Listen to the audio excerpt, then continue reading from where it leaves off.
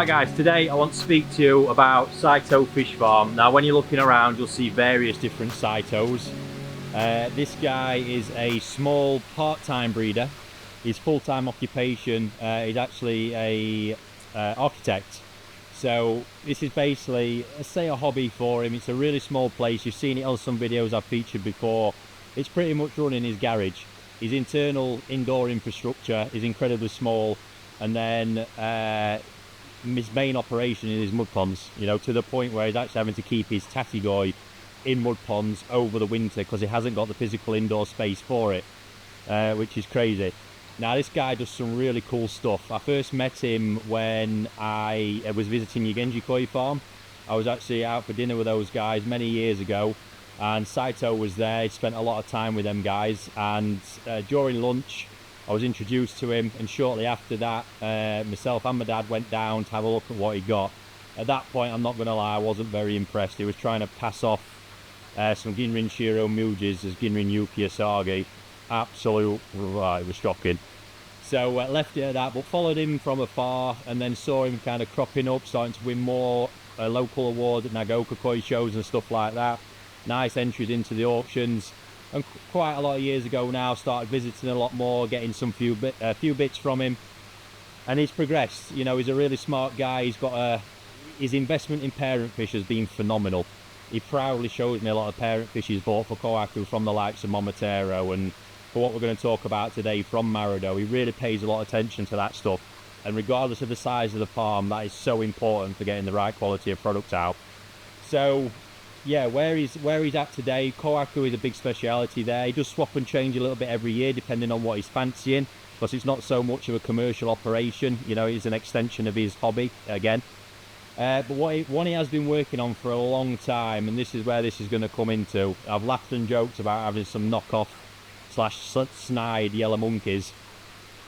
Ginrin Karashigoi is one he's been working on for a long time, to the point where actually last year, as Dainichi Yellow Monkey were really prevalent, he was actually beating these guys at the koi shows in the small divisions with his Ginrin Karashi, which I find remarkable. He was super proud of that achievement. The one thing he has done recently though is been aware he really needed to work on the colour. He's got good growth with them. It's a Marudo based lineage, so there's serious genetics in there. But yeah, the colour was a bit lacking, and in the a couple of years ago, his spawning, he'd introduced a new parent fish which I've seen, much richer coloured fish, almost borderline Benigoi to be honest with you, and that's really pulled these things up. Now what these offer, as you're going to find out, is a superb quality Ginrin Karashigoi that has got the Ginrin quality, it's got the coloration. The one part it hasn't got right now is the body structure. Now when I say that, I've obviously been super, you know, all over Ginrin Karashigoi from Dainichi the Yellow Monkey line, and that is their massive USP, as it is with Dainichi fish, the body setup. These are actually real good growers. He's got some big examples. The parent fish are all good sizes. The bodies in themselves are great, but they just haven't got that Dainichi Yellow Monkey setup in the bone structure. However, what these also don't come with is the price tag. So I'm going to let you make your own mind up. There is a number of these that will be getting released for sale shortly, of which we'll get details out across our channels. But for now, I want you just to enjoy them, see the quality. We're going to have an in-depth look at some. As well as that, in here, I've got some Ginrin Matsukawabake and Matsukawabake that have come from another super interesting lineage. They've actually originated, one of the parents he's used and crossed with other stock he's got was a Ginrin Matsukawabake that's come from Sakai Mango. Just bonkers stuff. Wasn't a massive male fish, but it's crossed with some bigger female fish that he's got. Crazy stuff. He's actually crossed that fish with his own Ginrin Karashi as well. So there's a lot of big blood in these Matsukawabake, and I like the variety anyway, but when I knew the intrigue of the lineage behind it, I thought, why not? Got to have some and have a play around. So yeah, let's get into it, start having a bit more look. I've got a bit of sorting to do, because I do want to keep just a few pieces for raising, but the rest are generally going to get sorted out and popped up for sale. And yeah, we'll have a look at some in the bowl. You can see I have got one solitary Kohaku in here. It's a really nice piece as well. This is a fish I did actually buy to grow on. I had no intention of putting it up right now. I really want to see what that does.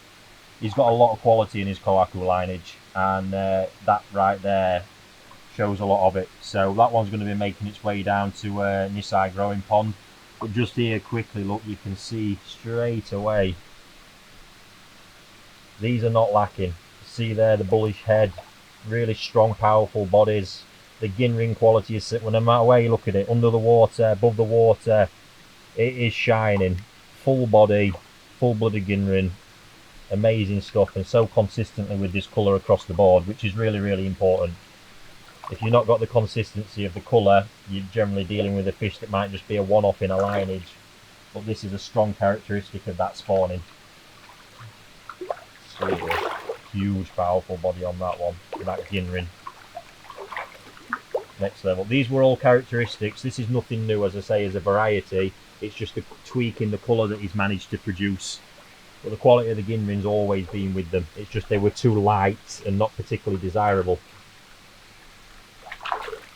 But lots and lots there. And then we see these Matsukawabake as well. Ginrin and normal, I mean the Sumi quality level, absolutely fantastic. Various different variations. They are a bit of a wild variety, this one, but equally very good fun. I mean, you see the quality of the Ginrin look sat there over that. Amazing. Well, this is why we can see Benny, like on this one.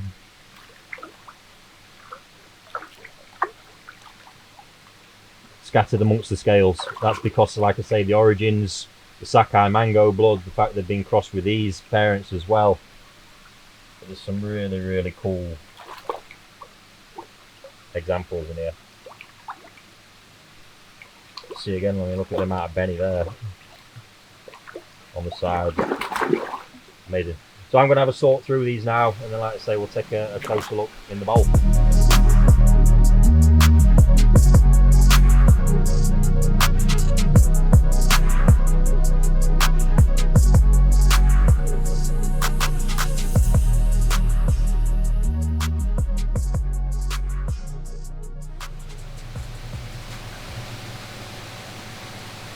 Wow, look at that Ginrin. Unbelievable.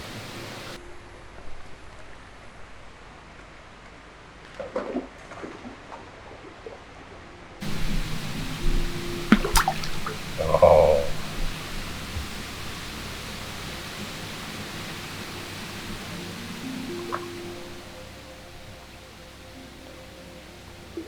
Wow.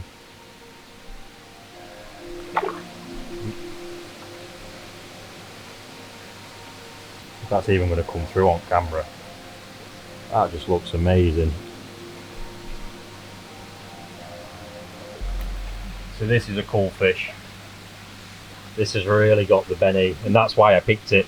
Get a mixing of that, the Sumi going on, you just got a pretty unique kind of Kawarigoi there. It could be super interesting. We've got Kanoko, it's got absolutely everything going on. But ultimately the biggest thing is I see the Sumi quality that's come up in the base of the fin, look. Really high quality. And that Motsuguro, which is an indicator of the future quality of the Sumi of the rest of the fish.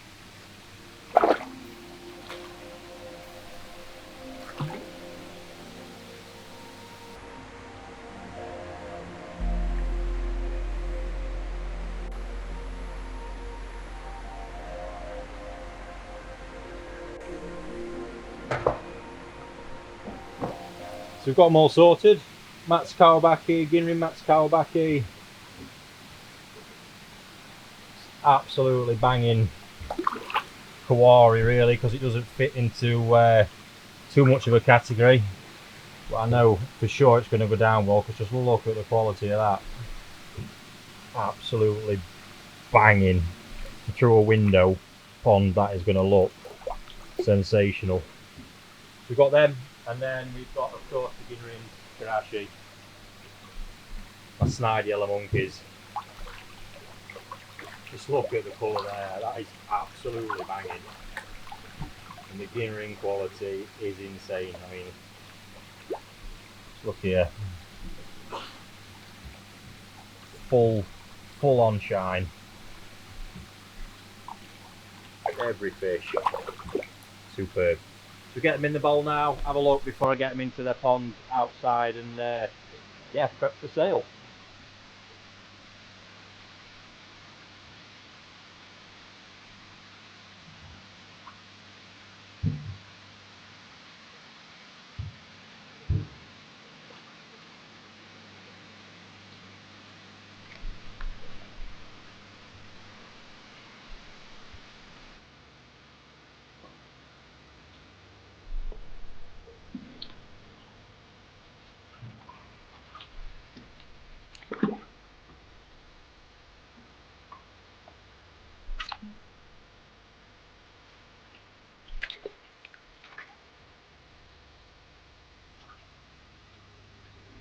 So here they are, all Nisai, primarily female. There is only actually 14 pieces in total to sell.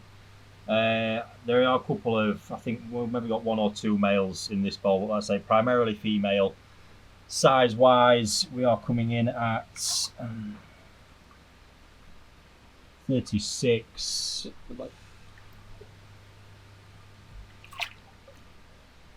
So like 42 cm roughly.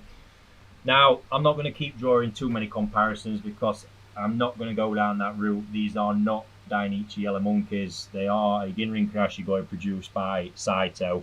Now, as ever, every lineage has its strengths and its weaknesses.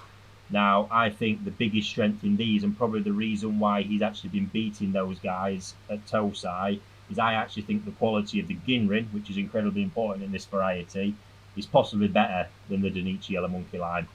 I don't know if it's really coming through on camera here, but it's so full-bodied.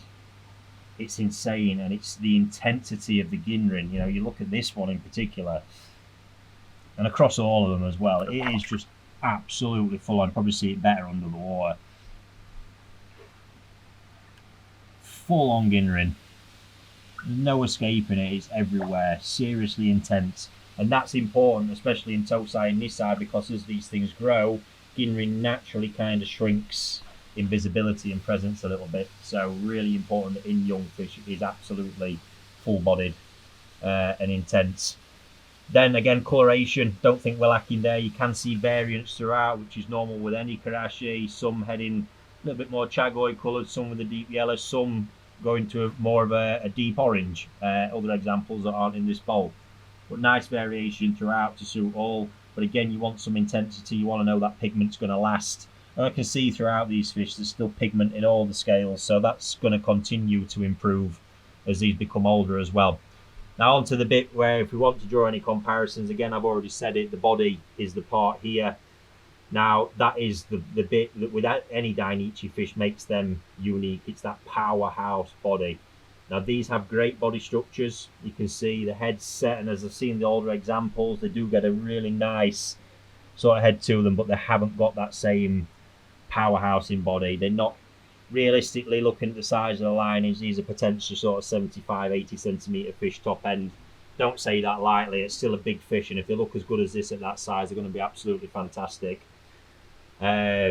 But yeah, I believe from what we've seen with the Dainichi stuff, they're going to excel way beyond that. But it's a focus on quality, and like I already said, they don't come with the same tax. Saito's not a big brand breeder, not that many people actually know of him, not that many people visit him.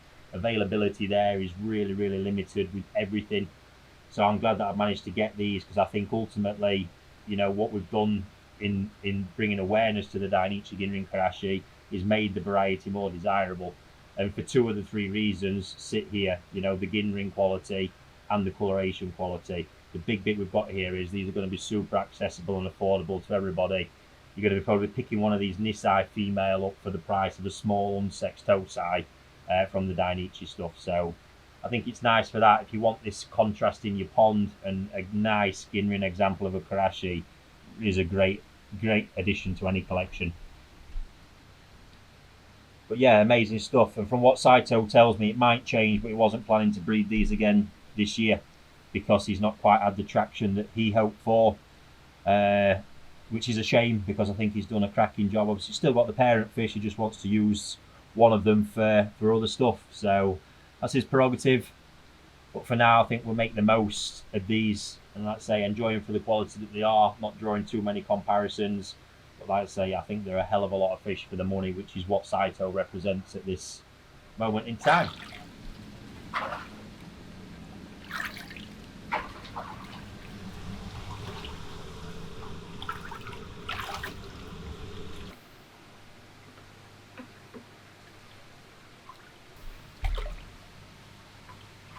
So, Matsukawabake, Ginrin Matsukawabake, and our Ginrin Kawari in there, which I'm sure is going to be a very popular fish.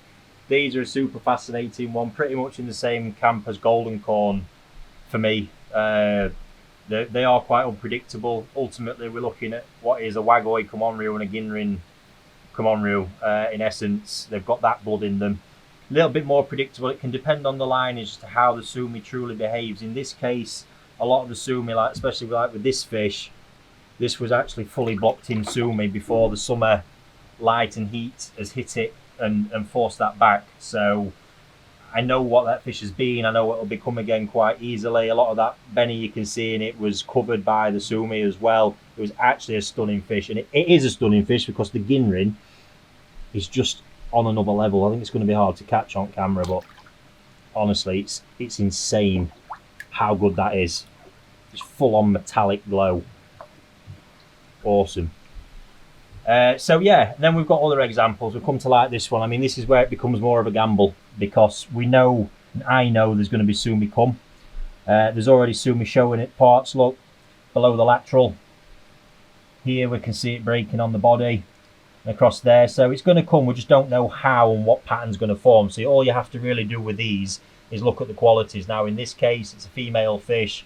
The white skin quality is absolutely superb. It's even got a bit of a, again, that's going to be a struggle, metallic-y glow through the shiroji, which is pretty awesome.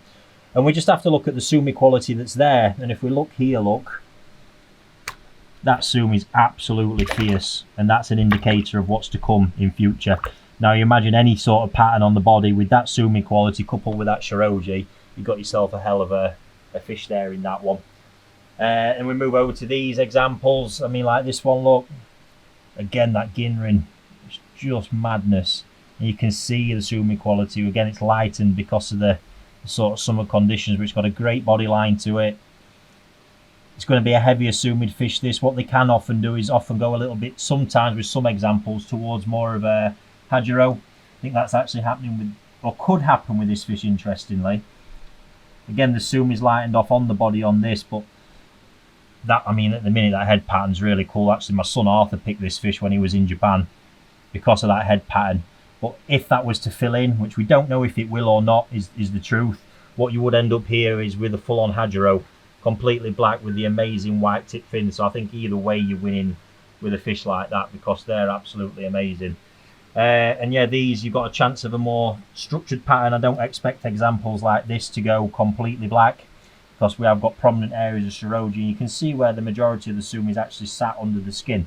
So that's just more of a time process with that one to get it done. Coming back to that one, you can actually see there's areas and pockets of shiroji sat amongst the sumi, and there's a chance with this sort of sumi that that'll never actually fill in. Some kind of head pattern will develop. Will it go all black? We don't know. It's part of the fun of the variety. If you want predictable, these are not for you, but if you want a nice journey to go on, they're an absolute killer variety for it, because when they do come good, they really come good. They're exceptional. Again, with this one, the more Wagoi type, you can see it again. Sumi quality just showing through in areas. That's a male fish, I can feel that. But again, we look towards the Motogoro, looking in the base of that fin, you've got this phenomenal quality of sumi. And it's just a matter of time. So, yeah, and like I've sort of mentioned, you know, yes, they're nice quality. You take them at face value, beautiful quality fish. But then it gets more interesting knowing that lineage, knowing that the male introduced to the female that made these was a from Sakai Mango. It's just, that kind of stuff's crazy. So there's a wicked genetic pool sat in these that just adds another dimension. And then it brings us on to the Kawari, the nameless one. But my God, look at that Ginrin. You see it from the side profile as well. You're more two-tone at that point. Through a pond window, that is going to look absolutely insane.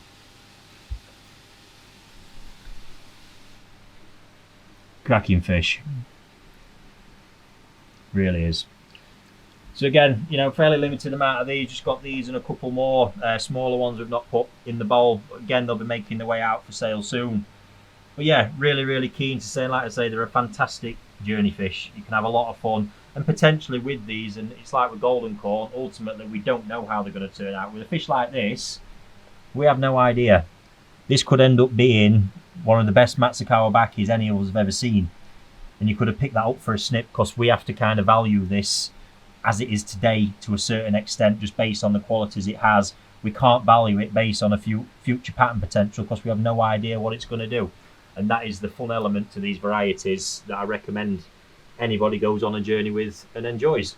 So there's two of these amazing productions coming from Saito Fish Farm. I do believe it's a farm you're going to hear more of, because I'm certainly doing more and more with him, and I want to support the guy as much as possible. We have got one more. There's going to be another future video coming up with another one of his, what I think is truly a bit of a unique production. It's based around a variety that's nothing new, but his variant of it is phenomenal, and also a variety that is completely unique to his farm that he's looking to try and develop. I've got some Sansai examples to share with you, and I've also managed to get Tosai from those fish this year as well. We're going to save that for another video. For now, remember the name, Saito Fish Farm. This is the one in Nagaoka, just off of Route 17. And yeah, enjoy what he's got, and look out for that future video coming soon.